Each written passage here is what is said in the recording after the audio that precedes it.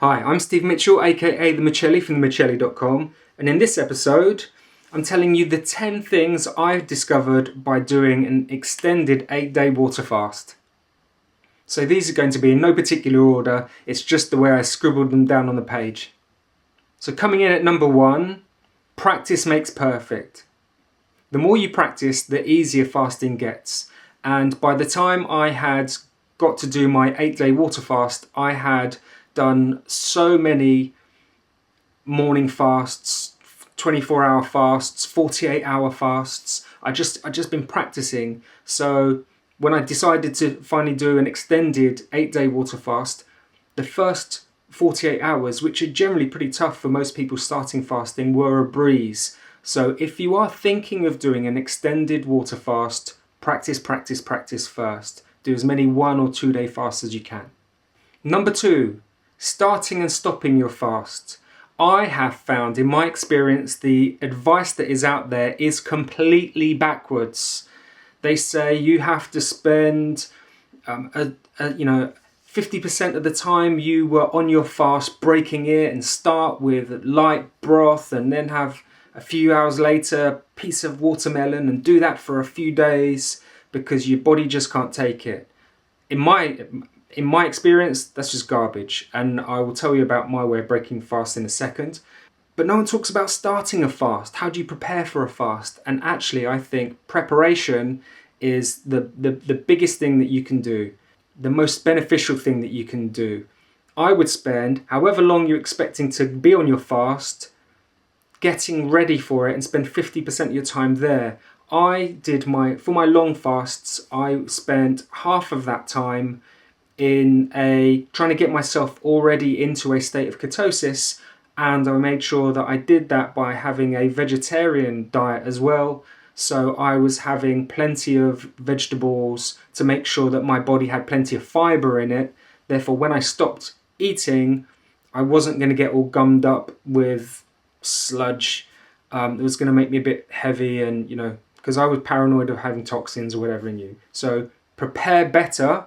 But when I came off my fast, I broke my 8-day fast in about 8 hours. And I did that by eating light. Yes, I had bone broth, I had soup, and then I had vegetables. But I was eating every 2 hours, because when you think of how your body starts digesting food, it doesn't want to relax. You want to make that engine start firing up into life again. So I had every 2 hours heavier and heavier food until the end of the day. My last meal was quite a substantial meal, and day 2 I went to bed, and day 2 I ate normally and I had no issues. And I've done these extended fasts a number of times, always break it the same way. So item 3 is ketosis. So while we're on the subject of ketosis, if you are familiar with this concept of getting your body running off ketones and running off fat instead of glucose or carbs, then starting fasting is much easier. Half the battle of doing your fast is that cutover from glucose to ketones. So if you do that before you even think of starting your fast, it's much easier. You'll have a much better time of it. Number 4 is Perritos Principle. 80% of the gains are made from 20% of the effort. And that is true with fasting. Although I have done many long fasts and I am practicing fasting as much as I can, I do think that for the average person, there are diminishing returns over 48 hours. Unless you have significant weight loss and you have to do it in a particularly aggressive way, I would not suggest fasting for longer than 48 hours. I think you would get all of the benefits from fasting and the process of autophagy, which if you have a look up is the self-eating, self-cannibalistic nature of cells where they will target, there's a lot of healing benefits where your cells will cannibalize less effective damaged cells, proteins, waste proteins. You've got all the benefits of that in about 48 hours. So unless you really want aggressive weight loss, rapid weight loss, I would say 48 hours, Perritos Principle, 80-20, maximum results, minimum effort. Number 5, exit strategy. Fasting for a goal such as weight loss is only as good as the moment that you stop.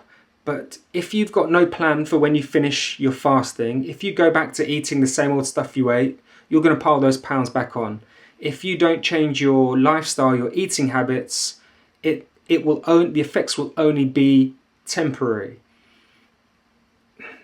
I say only going to be temporary. You would have, for an extended fast, probably more than likely reset your body's insulin sensitivity, and you will probably distribute fat a bit healthier, a bit better, but that will only last so long before you go back to your old ways. So I would say make sure you know exactly what you're going to do to keep your weight low once you've lost all that weight from fasting. Number 6, you cannot appreciate the mental clarity or increased and consistent energy that everyone talks about until you have experienced it for yourself. If you talk to people about fasting and they'll say, oh, I couldn't go 8 hours without having something to eat, or my blood sugar level will drop, I'll be low energy and I feel awful and I get hangry and all of these things. And that might be true when you're battling the cravings and addiction of sugar and carbs. But when you are fully on ketosis and quite comfortably fat adapted, because your body is running off fat and you're carrying your fat stores with you, you have a constant supply of energy, so you don't crash and up and down. And because calories from fat are far more nutrient dense and energy efficient per gram that you burn than gram you consume of carbs, you have a surplus of energy, and that goes to really fuel your energy. So you do have really high energy levels. And because your brain is far more efficient running on ketones than it is on glucose, you have mental clarity unparalleled. People talk about it, you'll be skeptical of it until it happens to you, and you will feel amazing for it. Give it a go. Number 7, the smell. I'm sorry, it's not spoken about too much, but you have to be on top of your oral hygiene. You've got to be brushing your teeth far more regularly. You've got to be taking mouthwash far more regularly and having chewing gum to hand, because you will, hopefully no one will tell you, but you will notice that your breath will start to smell. And me personally, I was paranoid of, and I was showering as much as I possibly could before I left for work. As soon as I got back from work, I was caking myself in the most effective deodorants that I could. Those industrial strength, 72 hours, guaranteed you'll never sweat a drop. But I felt that my skin, I just had a bit of an odor of me, and I think that was my body flushing out toxins that had been stored, in fat, and then was coming into my bloodstream and then coming out through my sweat glands. So you will smell a little bit. Now, my nearest and dearest, I asked all my family and I asked my friends, do I smell a bit funny? And all of them were just being nice, I think, saying, no, you smell fine. You smell how you normally do, which is like, thanks a lot. You mean I stink? But they were like, no, you smell fine. You smell okay. But I was conscious of it. Or maybe my one thing I did notice was my sensitivity to smells had increased. So maybe some of it just didn't appeal to me. But now, something you have to be aware of, smells and odours. Number 8 is your body's set point. Now, I thought this was mumbo jumbo, but the more I've thought about it, the more I've analysed it, I think there is truth in it, and it has happened to me. So I was stuck at 82 kilos for a long time. I would fluctuate between 82 kilos and up to 90 kilos. And if I dieted to my most, I could not break through that 82 kilo barrier no matter what I did. And then I would kind of go back to eating and my weight would increase again. And I would try and diet and I would get stuck at that plateau of 82 kilos and then I would pile on the pounds again. Fasting guarantees you can smash through those plateaus. It just, the plateaus cannot stop you from breaking through them, and you do. But interestingly, so it's kind of like if you do share dealing, that there's like resistance stops. So shares bounce off a resistance line, and if they break through, then they struggle to break through it again. That's the same thing with weight plateaus I'm finding. So I think I've reset my set point, started to put on a bit of weight, hit that old 82 kilo limit from the other side, and I'm struggling to break through it because I'm now currently on a muscle building program. If you've not seen it, search my videos to find that program, this program somewhere. But I'm struggling to break through the 82 kilo barrier to put on more than that weight. I'm starting to bulk up. These plateaus are quite real. Fasting can help you break through it if you're trying to lose weight. Number 9 is the cold. I felt the cold really, really badly. I was cold at work, whereas usually I'd wear a t-shirt. I had to have a fleece on.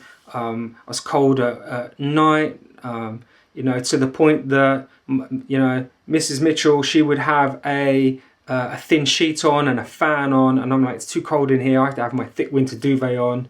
And at the time I was doing my fast, it was like July and August. So it's not cold, but I really felt the cold. And I think that's because you're used to having a certain amount of body fat and a certain amount of insulation. And when that insulation gets thinner, you are naturally going to be cooler. Cold. And finally, number 10, I had vitamin and mineral deficiency paranoia. And so I was taking a plethora of pills every day. I had, first of all, I got myself an effervescent vitamin C drink with, one of those tablets you drop in water and it fizzes away, with vitamin C and zinc. I used that to wash down a standard multivitamin. I had my cod liver oil tablet. I had allicin, which is like a garlic extract, because I heard that cleans out your arteries.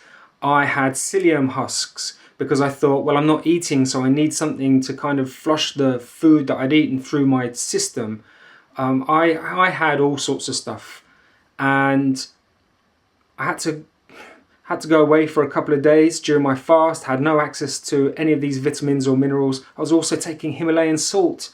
I was putting Himalayan salt in my water with lemon juice. I mean, as much insurance policy, fair enough, I was paranoid about it, and it was a waste of time. Went away for a few days, didn't take any of my vitamins and minerals with me, couldn't tell the difference. I've done a fast since, didn't take any vitamins and minerals. All I would have now is a squeeze of lemon in my water, fresh lemon, get a big 2-litre jug, squeeze a lemon into it, and a pinch of Himalayan salt. That's it. That's all I would do now. Wouldn't even bother with anything else. You will get paranoid because it's not a usual thing for your body to go through, and everyone will tell you you'll be vitamin and mineral deficient.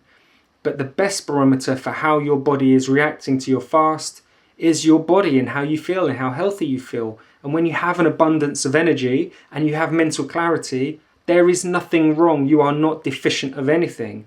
Only when your body starts to tell you, oh, hang on a minute, you really should have something to eat.